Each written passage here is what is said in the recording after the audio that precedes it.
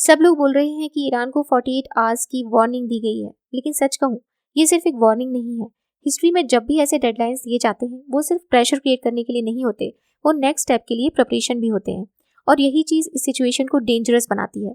अगर आप सरफेस पे देखो तो सिंपल लगता है, 48 आवर्स मिले हैं, डिसाइड करो या टेंशन खत्म या बढ़ेगी। लेकिन रियलिटी इतनी सिंपल नहीं होती। सबसे पहली बात, ऐसी वार्निंग्स का मतलब होता है कि प्लानिंग ऑलरेडी हो चुकी है। मतलब अगर रिस्पॉन्स नहीं आता तो नेक्स्ट एक्शन डिले नहीं होता, डायरेक्ट एग्जीक्यूट होता है। दूसरी बात, ये वार्निंग सिर्फ एक कंट्री के लिए नहीं होती, ये पूरी दुनिया के लिए सिग्नल होता है। मार्केट्स, गवर्नमेंट्स, इन्वेस्टर्स सब क्वाइटली ऑब्जर्व कर रहे होते हैं, क्योंकि उन्हें पता होता है डेडलाइंस के बाद सिचुएशन इंस्टेंटली चेंज हो सकती है। और तीसरी सबसे डेंजरस चीज, मिसकैलकुलेशन।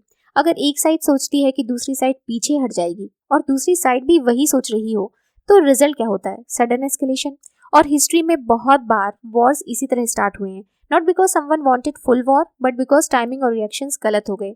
अब सोचो, अगर 48 आवर्स के अंदर सिचुएशन रिजॉल्व नहीं होती तो क्या हो सकता है? Direct strikes, retaliation, regional tension increase. और सबसे बड़ा इम्पैक्ट सिर्फ बैटलफील्ड तक लिमिटेड नहीं रहेगा। Oil supply, global economy, inflation, मतलब ये सिर्फ दो कंट्रीज का इशू नहीं है, ये चेन रिएक्शन बन सकता है। इसीलिए जो चीज सिंपल 48 आवर्स वार्निंग लग रही है, वो एक्चुअली एक टिकिंग क्लॉक है। और सबसे डेंजरस चीज क्या होती है? जब क्लॉक चल रही हो लेकिन किसी को एग्जैक्ट पता ना हो कि नेक्स्ट क्या होने वाला है।